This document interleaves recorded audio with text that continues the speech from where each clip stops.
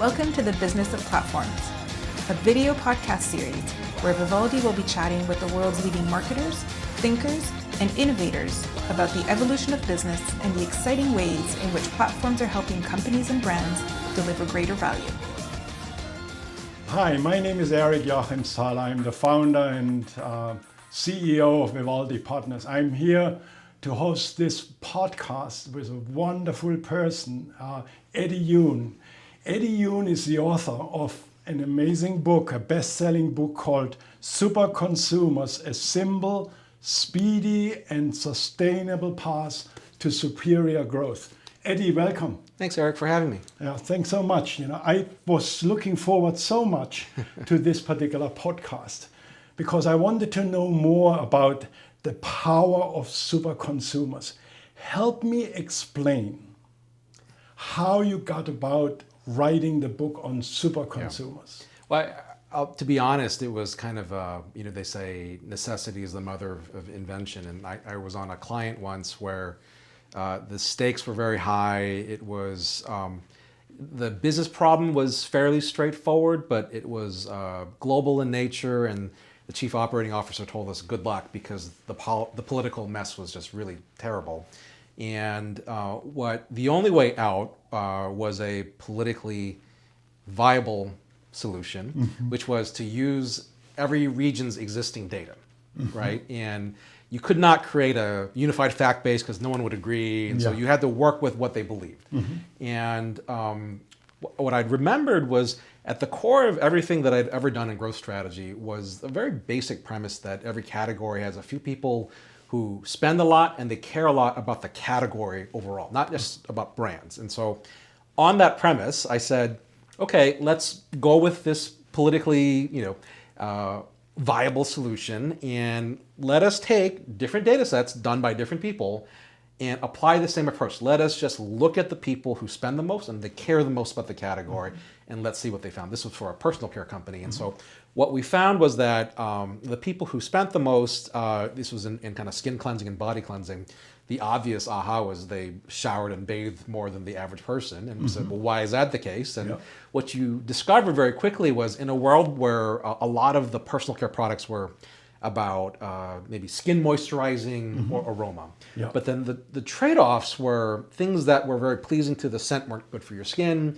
things that were very good for your skin weren't necessarily as enjoyable of an experience. And so there was a gap in the marketplace for something that could do both. And both products were not well suited for people who showered and bathed a lot. And so this was the core of the insight that actually led to the first kind of global strategy that this brand had ever had, that all the markets actually coming together and saying kind of begrudgingly, well, I did tell you have to use my data. And you actually, when we turned the data in, we had a data set in the Philippines, one in Mexico, one in the UK, and one in Italy, they all said the same thing. These people existed, they were valuable, and they wanted the same set of benefits that were a gap in the marketplace that this brand had an ability to deliver. And ever since then, I was kind of struck by this idea of how simple and elegant of a solution it was, and that maybe, in the 2 decades that I spent doing growth strategy, I'd been overcomplicating it.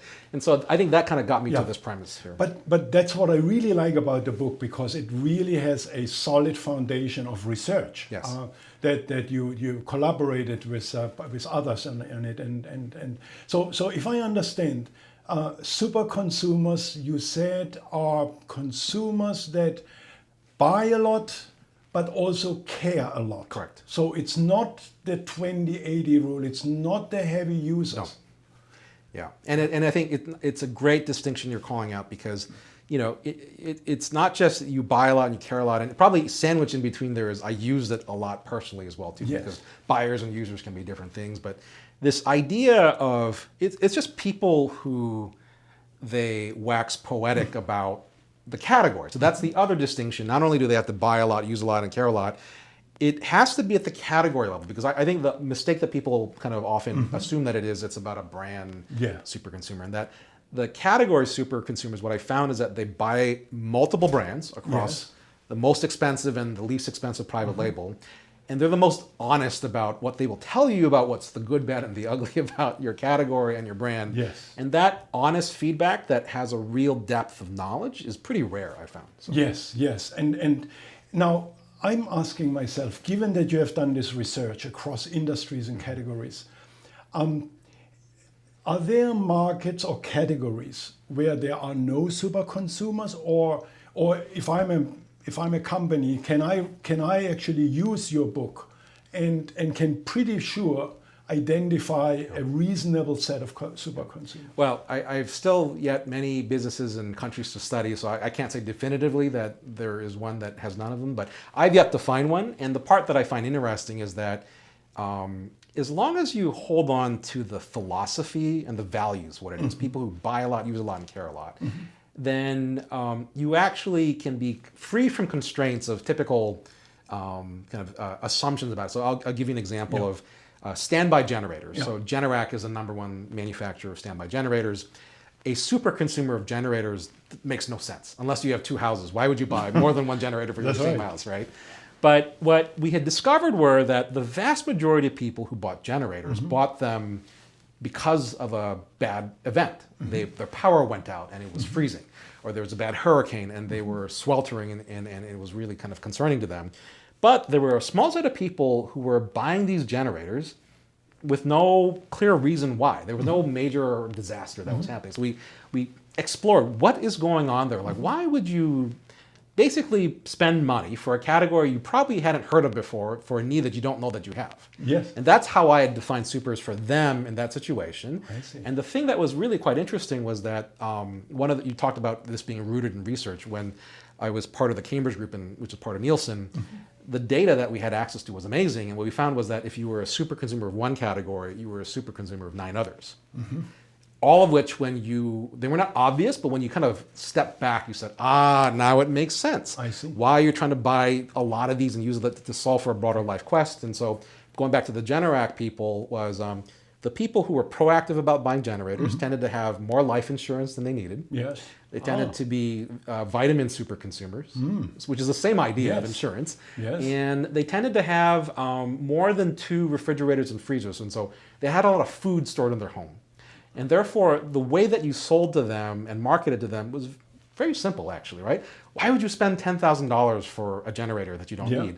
Well, you have $3,000 worth of food. I see. That's a clear ROI that you might have there, right? Right. See. So, yeah, it's a powerful idea. That's interesting, but I just wonder, is it possible that super consumers actually are a dying breed? I'm thinking of many markets commoditize, and we talk about the commoditization of markets everywhere because of the digital revolution and things like that. Is it possible that your book is right for today, but perhaps not in the next couple of years to come? Or it's an interesting question. So I mean, who can say for sure? And I'm not going to be definitive about it'll always be relevant. But what I will say is that the interesting thing about commoditization of markets is that what I have found is that oftentimes it can be super consumers driving the commoditization in the sense that they have determined that this particular category, its greatest value to them is at the lowest cost version of it because it serves a very basic need for them. And that they have discovered that there is an adjacent category that wasn't on their radar that serves the same need better in a different way. And that they're the ones that, what I generally believe is that at the root of every disruption, whether it's one category being commoditized, another one being created, there's a super consumer in the mix there that has caused that shift. Oh, I like that. That means actually, if I'm in a commodity market, let's say, I actually ought to look at super consumers because that's my growth. That could be part of my growth strategy for the years to come. I was at Harvard at one point and I met a professor. His name is Kash Rangan. And he said something that reminded me as you spoke just now. And he said something like, in reality, there are no commodity markets. There are only managers with a commodity mindset. You agree with that? I 100% agree with that. I love this because I think when you are in a difficult economic industry and category, I mean, the book gives you a sort of a roadmap to manage profitably a business and seek a new growth strategy. So to your professor's quote there, I'll give you one very fun live case example of, so the office products category, I write about in the book, was long believed to be a commodity category. Private label was growing. How could there ever be a super consumer in this? Like, who would care about a stapler? Yeah. And as you described, it's very research data intensive. We went into it, and ironically, if you've seen the movie Office Space, there's a cinematic illustration of Milton, who is a super consumer, and they're like, well, you can't. And the interesting thing that I find is that you might have people who have a commodity mindset. There's no one there, or they might see a Milton and say, well, that guy is just weird, and he's the only one. Yeah. That's the wrong assumption that's out there. Is that usually what I find is that at the core is that if you have someone with extreme behavior, there's usually a logical, rational reason behind it if you took the time to understand it. And that for office products, what we found was that there were, in fact, super consumers of staplers and office products. And I write about a woman, we changed her name, Sally in it, but like this core, as we talked about the super of one is super of nine others, she was a highly organized person. And so she was a super consumer of folders, of Tupperware, and if you just looked at the wide angle lens of her home, you would see someone who valued organization. And that was an important value to them. That's something to be respected and esteemed, and it manifested in office products there.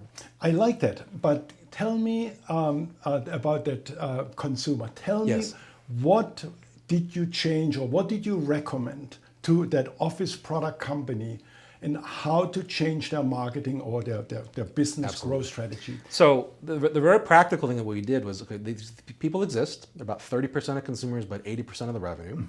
And what we found was that the reason why they spend so much wasn't, so I always talk about my formula for category growth, right? It's number of consumers in the category, units per consumer, and price per unit. And so these small set of supers in this category, they had a huge variance on units per consumer.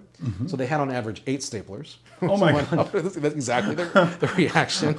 And it was, your need for organization is never ending and you never know when you'll need it. So you need one in your car, in your purse. I don't have that many rooms in my apartment. Exactly. Right. Maybe in New York it's slightly different.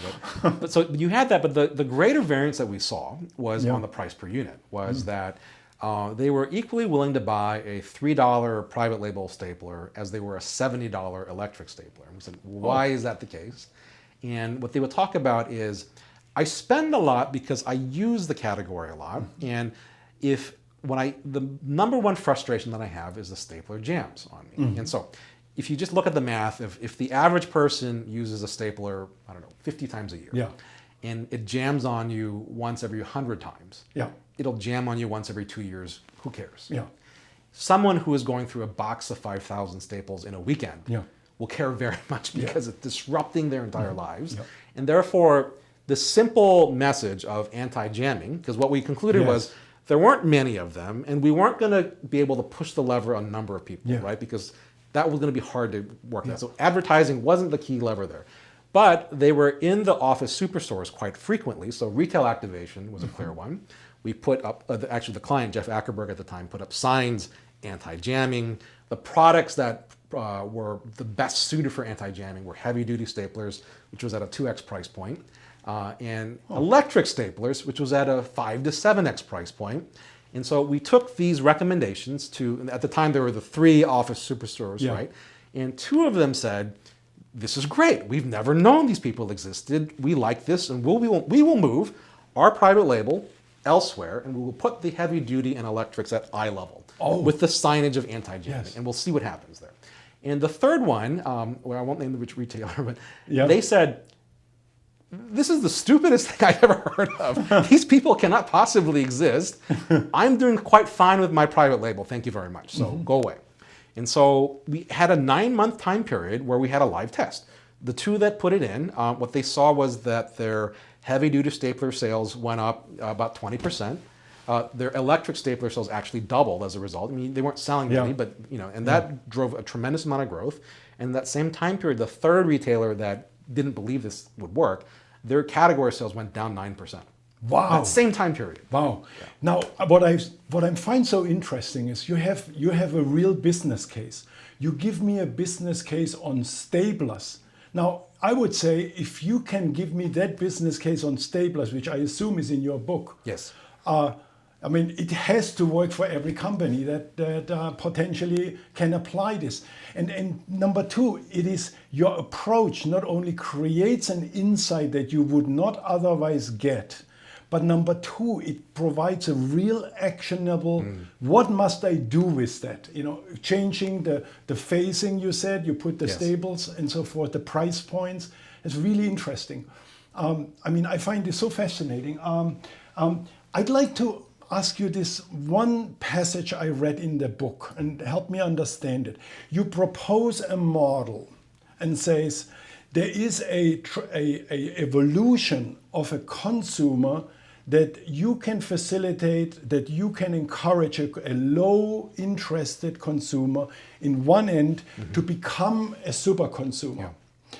And I'd like you to tell me how this works in your approach. I know in this book you refer to your wife, Kirsten. Yeah. And what made me so think about that is that you said that I observed and I encouraged my wife to go from from the low side to become a super consumer. And I said, what husband would want their wife to become a super consumer who is willing to buy how many 8 staplers and at significant price point? You said, yeah. If I were to think about it, I wouldn't encourage my wife to do that. So my question to you is, how does that model work? And do you have some examples that you could share? The first thing that I'll say are that there are far worse, more expensive hobbies that a wife could be into or a husband could be into.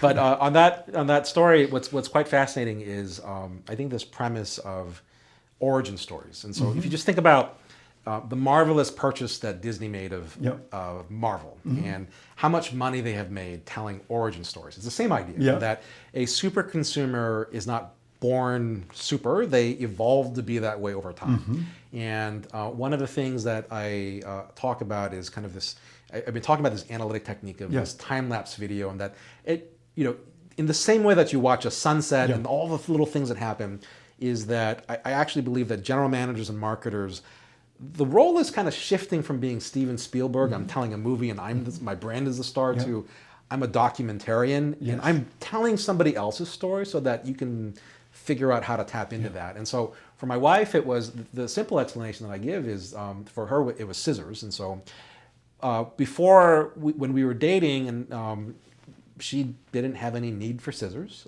These are dangerous devices to have in your home, especially if you are long married for many years. Right. You really want your wife to be a super consumer on scissors. Well, that if you have that, then you're a super consumer maybe of Band-Aids and first aid kits and who knows what else, marital counseling. But no, but there is she was at a point where she was not a consumer, and no amount of advertising or distribution or innovation could have changed that. Like she was, I have no need for this. Don't bother me. And then we got married and we bought our first place. Our new condo had a home office and she needed to stock the home office. And therefore she entered the market but had a need for one pair of scissors, and that was it.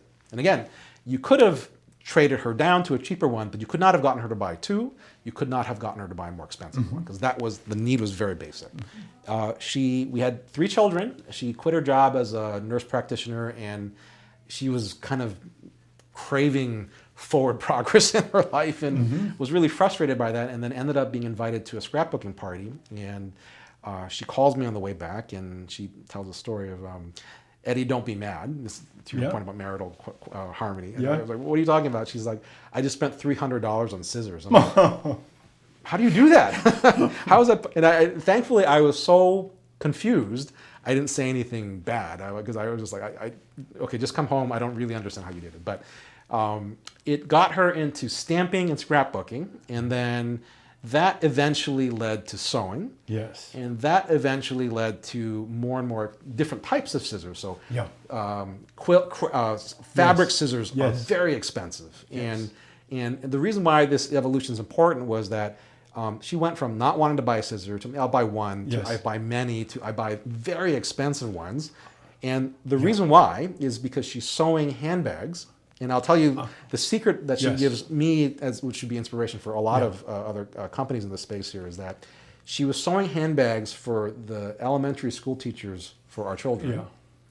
because you can't request the ones that you want for your younger kids, but you can be very nice to the ones that you want, and therefore you stack the deck in your kids' education in your favor with. I mean, if I'm brutally honest, she likes creating, she likes the aesthetic aspect of it, but there was also this motivation of, I can invest in my children's future in a way that was really meaningful. So I have two conclusions from that. Number one, we have on record, because this is a podcast, the makings of a murder case. She is a nurse. She knows how to deal with blood. She has $300 worth of scissors. You're the husband, and all of those things. So that's the record. But that's right. I like the story so much because it shows that your methodology is about following the consumers over time in new usage situations, in new contexts. Yes. And context drives consumption and Absolutely. drives that. And by following that consumer almost longitudinally, Yes. you learn how you create where the opportunities of a super consumers are. Absolutely. And it's a beautiful, beautiful example.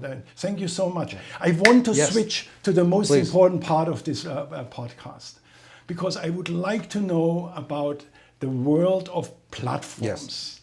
Platforms are these devices of creating value for consumers. Like Uber creates value for people who need a car quickly. There are riders on one side and drivers on the other side. Airbnb is a platform where there are hosts with a spare room anywhere in the country, and then there are travelers who like to be staying in a spare room. So many other examples that exist. Now, I'd like to know from you, how do you see, what is the role of super consumers in building a platform? Yeah, I think that the obvious one that people probably will get to is that any platform has a beginning, and you want to show proof of concept. And super consumers are often overlapping with lead users, early adopters in a way that are important to that. But your example of Uber is an interesting one, because I have heard other podcasts talk about that Uber in areas like LA, which are not a lot of public transportation, has really revitalized the restaurant industry, because you can go out and you can drink. That's good, yeah. If you add a bottle of wine to your Yes. bill, then the margin goes up, and that can make or break a restaurant there. And the simple fact of a super consumer who, someone might use an Uber to get to the airport, but to say, let's go out, and not one of us has to be a designated driver, but thanks to Uber, we can both go and enjoy ourselves, has created growth in the restaurant industry, which is creating growth for Uber. But I think this idea of new use cases, some of which are adjacent to the platform, is the key part of how do you catch fire with these things. I like it so much, because it means that when you think of super consumers and platforms, you actually create demand. Yes. You're not looking at steady demand that you serve. You're actually creating demand in adjacent categories. My story about Los Angeles, in fact, is that I've been there, and I have realized I had a rental car, and every time I had a rental car and I went to the restaurant, there was this valet, and the valet was so expensive I didn't want to eat anymore when I went in the restaurant. But with Uber, I left my rental car in my apartment. It was an an Airbnb apartment, and I drove with Uber, and I didn't have to pay the valet charges. Absolutely. So very cool. Yeah. So in terms of super consumers, you also mentioned a few things. Not only they are heavy users, but they care, and they spend a lot of time. You said something talking about them. Those are the conditions that makes a platform function to begin with. Yes. So I think that's very. Do you have any examples that you can share with us on companies maybe that have leveraged super consumers to build a platform, or maybe companies that haven't and they should? Yeah, no, I mean, it's what's interesting is, I'm going to stretch your definition of a platform business model, but I've talked about before with you about some of the research that I've done on Netflix has been interesting about I've written about them over the years, following, from the Quickster debacle and the pricing issues in 2011 to their success now. But one of the things that was very interesting for me was when they started to create their own content, and they decided to drop all 13 episodes of House of Cards at the same time, which was a big industry no-no.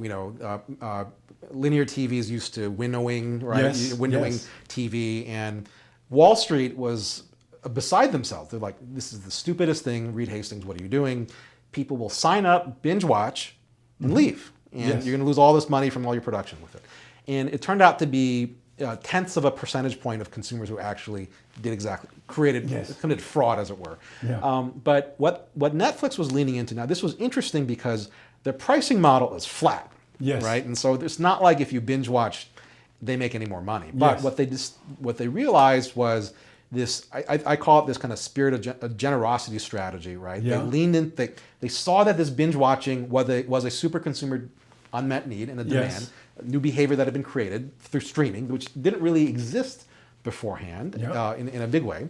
The binge watching demand, not only it drove subscribers to the platform, Yes. but the second part of it is it drove talent to Netflix. Because the dropping all 13 episodes meant that Netflix could sign up for the entire season. Now, contrast that with linear TV, where you have a pilot, maybe the pilot gets picked up and maybe it does well, maybe they sign up for a few episodes. Network TV holds the talent by their toes. Yes. It's like, maybe I'll fund you going forward or not. Netflix, because of the binge watching and because of the scale of the platform, was able to say, I will give you a blank check for the entire season, and you have total creative freedom. And now you see this massive transfer of talent, like Shonda Rhimes from ABC to Netflix, because if you're a creative person, why would you go anywhere else? Because you have full commitment for your full seasons. Yes. You have total control, and you have the ability to scale viewers, not only in that market, on that channel, but all over the world, right? And so this is an interesting dynamic of consumers who are binging, super consumers, because like you need to binge. If you do binge, you are a super consumer of media there with the talent, and it's this kind of perpetuating cycle that makes all boats rise with the tide. You know, I was in Boston with my daughter. She graduated from Boston University. She told me, Papa, do you want to watch Suits? Suits is about lawyers. And we can watch all Sunday afternoon. I thought it was horrific, an idea, but I actually ended up on her bed watching several episodes of Suits. So point number one you made, super consumers actually attract other users, which creates what we call a network effect, because the value of the product, Netflix viewing of is more valuable because more people participate in that. Now, that what you said is so interesting. On one side of the platform here is the viewers, the binge viewers, the super consumers. That is a binge viewer, you say, a binge Netflix customer. And on the other side, and that behavior on that side creates demand on the other side. Namely, the creative talent is attracted to be part of the platform. What you show is that if you tap into super consumers, you actually create almost like a gravitational pull toward the platform, which creates more value on both sides of the platform, and the platform becomes a valuable business. Netflix is one of the most valuable companies in the industry. Yes, you got it. This is an amazing, and I think what is sort of so interesting to me is that very few people really have thought about building platform starting with analyzing your super consumers. Well, and I think importantly in a way that if you read between the lines of what the Netflix executive Reed Hastings will talk about is they did it out of, I use generosity, but they did it because they felt like it was the right thing to do. To serve their customer, right? Yeah. They binge. I have to drop all episodes at the risk that they might take advantage of me. Yes. What I've found, and actually this kind of comes into the article that you and I wrote about MoviePass, is that I think far too often people see the power, the gravitational pull of a super consumer. They believe that the power is there, but they see them as a means to an end. Yes. Or you come, I'm going to monetize you, or you come, I'm going to monetize you some other way without actually thinking about, I want you to come, but I want to understand, what is it that you're really trying to solve for, what you're looking for? Let me add that so that they start to evangelize to other people. This platform is amazing. You have to come. And people skip over that step. It's very mercenary versus actually this kind of missionary mindset to serve the super consumer in a way that hasn't been done before. So if I then take this, what you just said, and the book that you have written, really in the context of platforms, really also means that me as an executive, as a manager, I need to change the way I think about my business. It's almost a mindset. Yes. Mindset. Absolutely. Yeah. And I think the part that is what's fascinating is I talked to Patty McCord at Netflix, who was the chief talent officer there, and she talked about this interesting shift when they went from DVDs to streaming of, that people, when it was just DVDs, you would walk around the employee offices and desks and you'd see the DVDs that they liked, and people generally defaulted to very prestige movies, Academy Award winning films. And then when they started streaming, they got nervous, the employees, because they knew that others could see what they were watching. And the reality is my desk may have all these Academy Award winning movies, but I'm binge watching trashy TV because it's a guilty pleasure or some other thing that's there. And I think for them, companies like Netflix that are successful, I suspect many of them who work there are in fact the super consumers of the category. And therefore it's easier for them to have empathy, to change their mindset because they are those same people. What I found is in a lot of big businesses that are they're pipeline, they're not platform, or they haven't really embraced super consumers in a big way. A lot of it is because the executives themselves aren't super consumers of the category. Sometimes they're not even consumers of the category. Yes. Like you see like a lot of the big food companies are struggling now. Yes. I would bet a lot of money that most of the executives there do not eat regularly the food that they create for other people. Yes. And there are companies that it's just the opposite, like Nike, for Just example. the opposite, absolutely. Yes. Yeah. Yes. I think that's a very interesting observation, that in some industries you just don't have that mindset because obviously you're not in that category as one of the buyers, as super consumers. I could go on forever. This is so amazing. I read the book. I said we have to find a way to get Eddie to New York. Thank you so much, Eddie. You are a thought leader. You are a consultant. You've been 20 years at the Cambridge Group. This is almost a long time for a consultant. You are an author of a best-selling book. I wish you the best of luck, and I want to thank you that you join us here for Vivaldi, for this podcast at Vivaldi, and hopefully we have more conversations about platforms and the role of super consumers in platforms. But before I leave you, I need to ask you this one question: of if you had one sentence or one statement that you would want to leave our viewers with in this context of platforms and super consumers, what would be your statement? Yeah, I would say there's a right way and a wrong way to grow. In that most companies choose to grow the wrong way by stealing share, competing in the traditional sense. The right way to grow is to make the pie bigger or to create an entirely new business based on platforms. And the only way to do that is to ask ridiculous questions of extreme consumers, like super consumers, of how could I get you to spend 10 times more on the category than you do now? The average person would laugh at you and probably hit you with that. A super consumer would sit down and say, well, if you could do X, Y, and Z, I would actually do that.